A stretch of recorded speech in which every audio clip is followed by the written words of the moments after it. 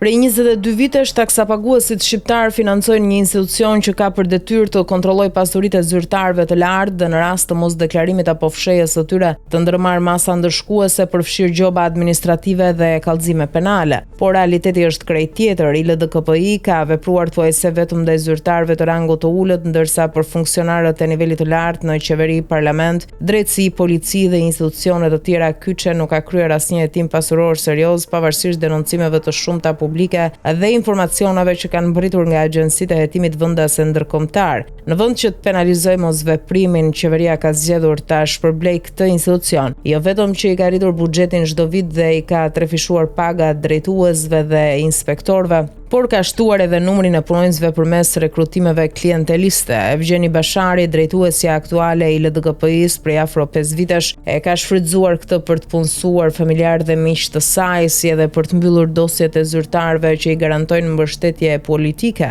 Së fundmi, më 19 maj 2025, qeveria i akordoi ILDKPI-s një fond shtesë prej 2.2 milion eurosh me justifikimin për të shtuar një kat mbi godinën aktuale. Sipas burimeve të siguruara nga pamfleti, ky shtesë kati lidhet me emërimin e 40 inspektorëve të rinj, të cilët do t'i shërbejnë kryesisht interesave politike, jo kontrollit real të pasurive të zyrtarëve. Tenderi për ndërtimin është regjistruar më 30 maj me numër reference 49.627 dhe është shpallur më 9 qershor, ndërkohë që do të zhvillohet më 17 qershor. Punimet do të kryhen brenda një viti, ndërsa pagesa për kompaninë që do të përzgjidhet do të bëhet në 4 këste të shpërndara deri në vitin 2028. Paralelisht, emërimi i 40 inspektorëve të rinj është planifikuar të ndodhë deri në fund të gushtit, sapo Ministria e Financave të miratoj fondin për pagat e tyre. Ky zgjerim artificial i administratës së ILDKPI-s ndodh në një kohë kur institucionit i mungojnë rezultatet. Gjatë procesit vettingut në drejtësi u provua se zonja Bashari ka falsifikuar raportet për të paktën 137 gjyqtare prokuror, ndërsa për zyrtarët më të lartë të qeverisë, përfshirë ministrat, deputetët dhe zyrtarë të tjerë me pasuritë pa justifikuara, nuk ka nisur asnjë kallëzim penal dhe nuk ka aplikuar asnjë masë ndëshkuese.